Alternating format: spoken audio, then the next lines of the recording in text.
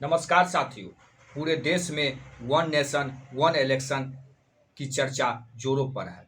सरकार के द्वारा एक विशेष सत्र का आयोजन किया गया है। इसको लेकर चर्चा है जो वन नेशन वन इलेक्शन के लिए सरकार जो है बिल ला सकता है।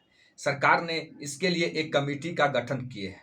पूर्व राष्ट्रपति रामनाथ कोविंद की अध्यक्षता में एक कमेटी की स्थापना किया है, जिसके अध्यक्ष रामनाथ कोविंद जी होंगे और इसमें सदस्य के रूप में आपको विपक्ष के नेता अधीर रंजन चौधरी, संविधान के विशेषज्ञ सुभाष कश्यप और अमित शाह इत्यादि को इस कमेटी में रखा गया है, जो रिपोर्ट सरकार को सौंपेगा। ये पहली बार नहीं है जब ऐसे चर्चा हो रही है। इससे पहले भी बहुत बार इस पर चर्चा हुआ है वन नेशन वन इलेक्शन करवाने के लिए। 1999 में लॉ कमीशन ने इस पर एक रिपोर्ट दिया था सरकार को और कहा था जो वन नेशन वन इलेक्शन कराने के लिए सरकार को प्रयास करना चाहिए। आपको देश की आज़ादी के बाद 1952, 1957, 1962 और 1967 में पूरे देश में एक साथ चुनाव हुआ, लोकसभा और राज्यसभा का।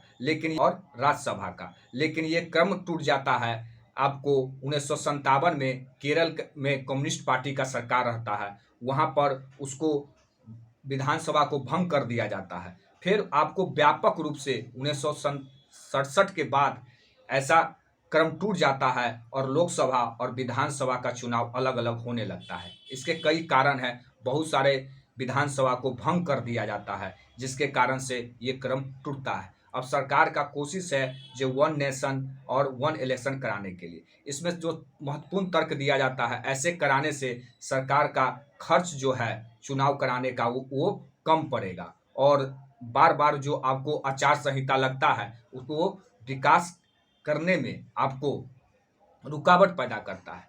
लेकिन ऐसा कराने के लिए आपको इसको संविधान में संशोधन करना पड़ेगा और बहुत सारे राज्य में इसको पारित कराना पड़ेगा। इसमें बहुत सारे कानूनी पेचीदा है कि ऐसे कैसे किया जा सकता है, इसका योजना कैसे है, क्योंकि किसी भी विधानसभा का कार्यकाल आपको 27 में पूरा होता है तो किसी को 26 में पूरा होता है। जैसे हाल में ही तेलंगाना में आपको हाल में ही कर्नाटक में चुनाव हुआ है, तो क्या आपको उसको भंग किया जा सकता है? और किसी भी विधानसभा को भंग करने का अधिकार वहाँ के राज्य के विधानसभा को है, वहाँ के मुख्यमंत्री का है। तब जब वो भंग करेगा तभी चुनाव होगा। इस सभी को लिए विचार चल रहा है। अब कमेटी क्या रिपोर्ट देती है और कैसे इसको लागू किया जा सकता है, ये तो आपको आने वाला समय में ही पता चलेगा। लेकिन इसके लिए आपको इस पर सभी राजनीतिक पार्टी का सहमति जरूरत है।